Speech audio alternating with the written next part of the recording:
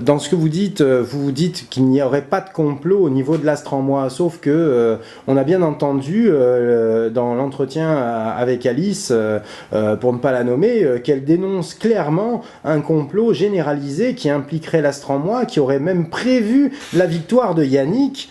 Et donc, qu'en pensez-vous? Vous n'êtes pas d'accord avec ça? Mais tout ça, c'est du délire. Mais tout ça, c'est du délire nébuleux. Mais qu'est-ce que ça veut dire? Forcément, moi j'ai l'impression que pas mal de membres de l'Astran-Moi se sont sustentés aux médicaments pour supporter le choc de la perte de Lajare, enfin. C'est n'importe quoi. C'est n'importe quoi. Parce que la vérité, on la sait, hein, de toute façon. Tout ça, ça vient des gens, des non-alignés, hein, et de Pau. Les non-alignés, sinon c'est quoi? C'est Rennes, dont on n'a jamais su si c'était à l'ouest ou à l'est, ni au sud ou au nord d'ailleurs, et Montauban et Marseille. Donc pour vous, ce n'est pas un complot contre la Bretagne et les bonnets rouges? Et la Bretagne et les bonnets rouges, c'est Rennes. Et que pensez-vous des accusations de Daitoa qui indiquent que le slamidan Wasabi serait corrompu, puisqu'il l'accuse clairement de corruption? Daitoa. Écoutez, Bordeaux est plus proche de Pau que Poitiers, hein, au moins dans l'accent. Donc écoutez, je ne ferai aucune confiance à ce genre d'allégations. Et que pensez-vous des accusations concernant une certaine rousse du Sud-Est, laquelle a reconnu d'ailleurs avoir pris la jarre des mains d'Yannick à peine 10 minutes après sa victoire? Vous avez dit du Sud-Est, donc bien sûr que ça prouve sa culpabilité. Marseille, Montauban, Pau et Rennes. Et une taupe possible qu'on appellerait Yannick Nédélec.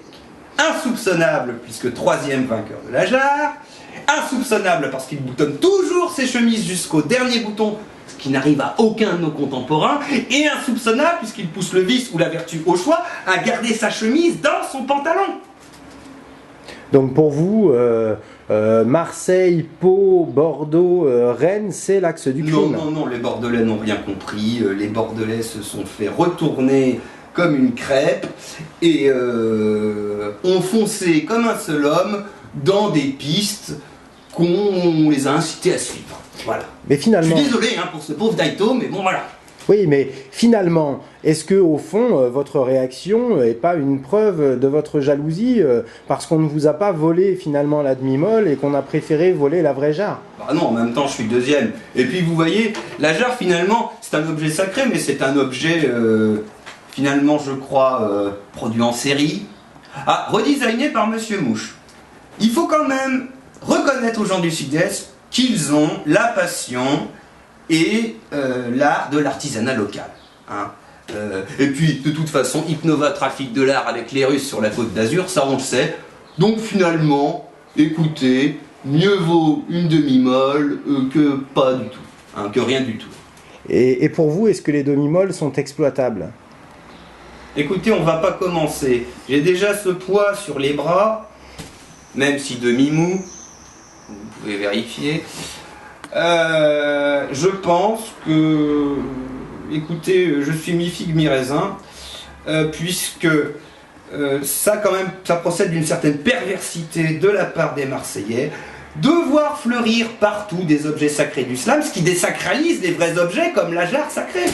Voilà, bientôt on va se retrouver avec un stylo du slam français, le flacon déboucheur du slam français, la bouteille d'huile d'olive du slam français, enfin voilà, on peut en inventer, après ça désacralise les vrais objets. Je suis désolé, donc je suis très content qu'on ait ramené une demi-molle pour moi, mais en même temps, je me dis que la profusion d'objets en tout genre n'aide pas à vénérer les objets qui sont dûment agréés par les fondateurs et les dieux cruchiers comme Monsieur Mouche, les dieux de la poésie et du conte, et son inspiration et son âme. Qu'est-ce que vous pensez de Pablo Escojar? Vous pensez que c'est un terroriste? Un terroriste, mais non, c'est plusieurs personnes. Qui à Pau, qui à Rennes, qui à Montauban, qui à Marseille, ont essayé de se faire mousser, voilà, tout ça. Oui, mais avec des rimes en « et ». Alors ça c'est inqualifiable. Ça, c'est inqualifiable. On se fait chier à faire des textes pendant des mois. Au bout d'un moment, on retrouve les mêmes rimes. On essaye d'en trouver d'autres. On apprend le grec ancien. On apprend des langues barbares, comme le... je ne sais pas, moi... le sanskrit du 3e millénaire avant Jésus-Christ.